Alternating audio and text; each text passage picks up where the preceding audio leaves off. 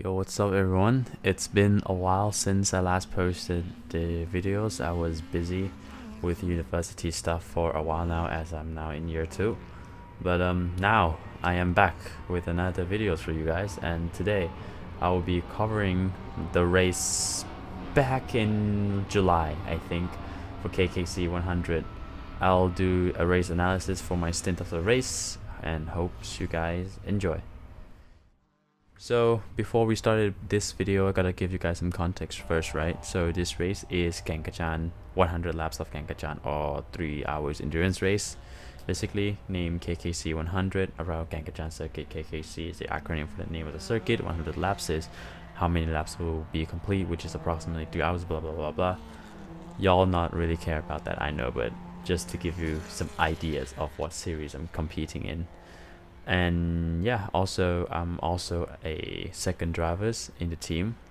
I have a second stint in this race, but the car broke down after the 14 minutes with the issue in the front right or front left axle, I'm not sure. No one's to blame here. All the drivers did a really great job. The teams haven't expected these problems. They really serviced the car a whole night before we arrived to the track the next morning for the race. So yeah, it's just an unfortunate event that happens. No one expected it, and so yeah, I basically spent my race under blue flags entirely, and so here's some race analysis.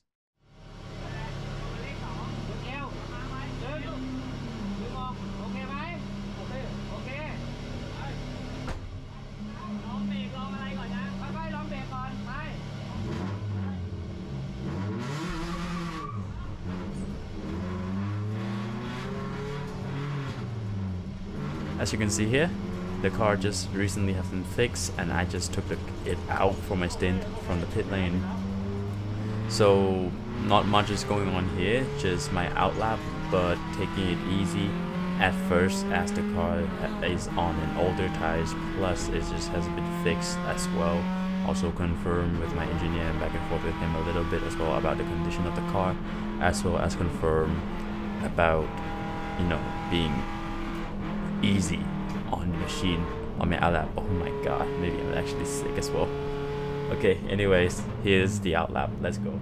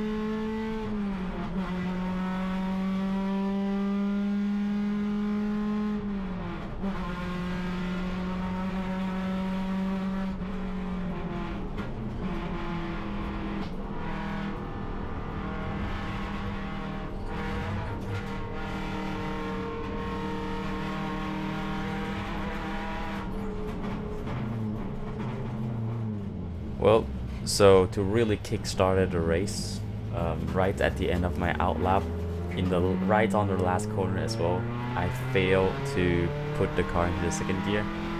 But to be fair, with me as well, although it's quite embarrassing, it could be from the known fact of Suzuki unreliable gear casing, which runs out pretty quickly. Or it could just be me not putting the clutch in all the way. I don't know, the problem's never resolved in the end because we had a bigger problem before this, and so yeah. Anyways, blunders right away. So that's a great start.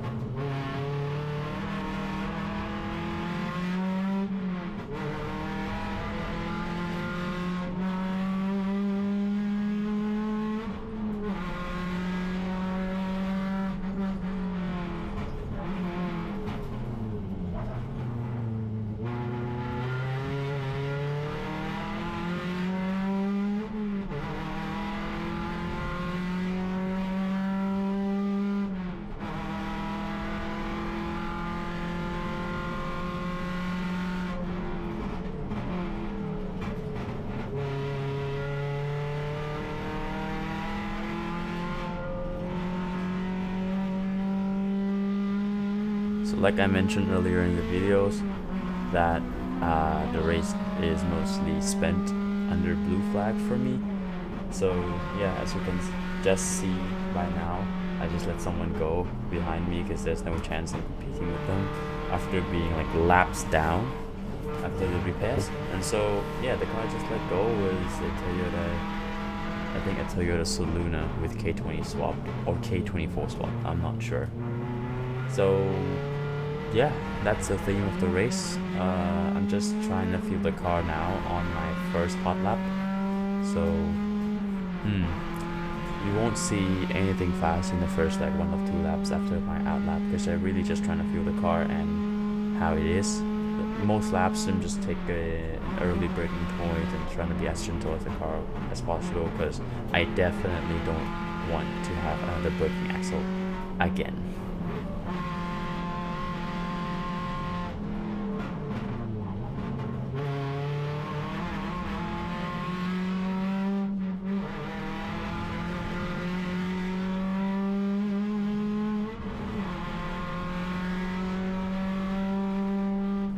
So let's fast forward to one of my cleanest lap of my stint.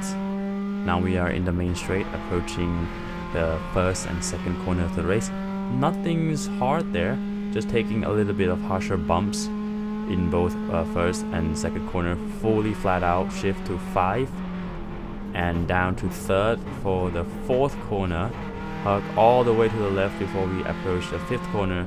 It goes all the way to the right, let the car run wide a little bit before we hug into the apex as a double apex. Hard brake for the sixth corner, shift down to second. It's a downhill here, nothing much, just keep it full throttle, shift it to third for the seventh corner. In after the eighth exit, we go down to fourth. Brake at 50 meters board, but I think in my stint, as I was briefed that the car is different now, I took a braking point a little bit earlier at about 60 or 70 meters, which is my mistake. I should have just go for the 50 meters board, as I already got used to the car after 3 laps and I think have more potential than this. Shift down to third for this double apex corner. There's nothing much here after the hairpin in this corner. The only dangerous course of the circuit is the S1, S2 that I'm approaching right now, the 2 chicanes. Yeah, so the first sector I could have improved by just took a later braking point, so as in the S1 where I should have braked at the yellow when the car aligns with the yellow sign instead of way earlier like this. Also for the last corner where we've blundered in the first lap, I could have braked at about the beginning of the pit entry line, but instead I brake almost right after the exit of S2, so the car just kind of rolled in, as you can see. I think I'll put some replay of that as well while we are, explaining stuff. But you can kind of see the car rolling in the last corner instead of like just go in and then stop and then I turn doing late apex. If you know what I mean. If you know what I mean. I'll try to edit this video to make it as visually explainable as possible. So again, after sector 1. Still, something we could improve is stay in 4th gear for the 4th corner to carry more speed, because the car still have grip to hug into the left side, and then we just downshift to 3rd for the 5th corner. Still do the double apex move, still ran wide after the exit, full throttle, and then hard brake for 2nd gear, and for the 6th corner just hard brake to get a little bit of tail coming out so that it helps the car rotates into the hairpin corner. Anyways, also later braking point for the hairpin as well. So yeah, now we are in, I think at the moment it's like 5th lap of my stint now. It's still another clean lap. Still say same comments as the previous lap. I'm just explaining more stuff right now. As we are approaching S1, still move the braking point closer now to the sign, but still a little bit further than it's supposed to be. I now took a later braking point as an experiment, shift down to 2nd S, and as you can see, compared to the lap before, the car doesn't have to be roll in forward to make it goes deeper into the corner for the late apex. As it is the right line, the car just flows into the corner as is with the momentum under braking. Let two cars pass by, not my competitors. Well, obviously, because I've got blue flag like crazy. The 200 fit just passed me, probably in a different class as well. So I just continue on with my lap now. In the 5th corner, still double apex. Gone a little wide, but could have been wider. Down to 2nd for the 6th corner. Could have gone wider to set the car up for the entry for the 6th corner there. Yeah, shouldn't have hugged the car, trying to hug the car to the right side. Just should have just let it flow out more. As you can see, I let another guy pass by. Really nice bloke. He's one of the famous racing drivers in Thailand. I believe was a champion of Super Trofeo Asia back in 2023 as well. Gave me a thumbs up, which you probably cannot see on the screen right now because, well, it is blocked by my rear view mirror. Anyways, back to lap analysis. Yeah, take a double apex here. Still same comments.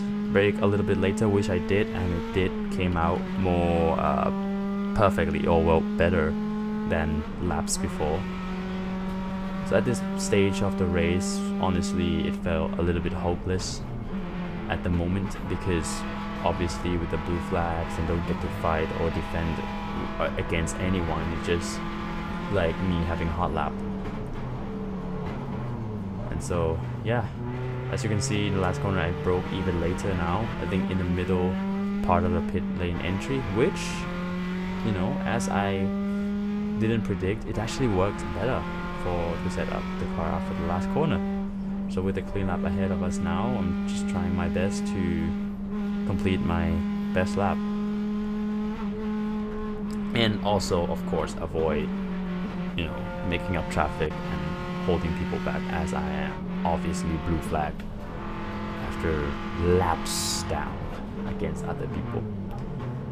So yeah, pretty much the same comments for this lap as well. So let me just give you a quick rundown of the specs of the car that I'm driving. It is a Suzuki Ciaz, runs by KTN Garage Team. The car is built to an eco specification, or super eco specifications. I'm sorry, it's late at night and I have no script. The videos have to be published tomorrow and I'm so busy with university. I'm sorry about that. So yeah, the car is built to a super eco spec, so basically stock engines with the headers and straight pipe, maybe new air filter and tune. The car makes about 95 to 100 wheel horsepower. I'm not so sure. 5-speed manual, of course, and with all the safety gear. It's not the fastest class. In fact, it is the slowest class of the race. But still, for a starter like me, this is a really enjoyable way to start my racing career, especially in real life. So yeah, with that being said, approaching the last corner now to complete another lap, trying to let someone pass by hugging to the inside, just let them go past me on the outside. And well, I figure let's just let you guys enjoy the racing laps for a bit now.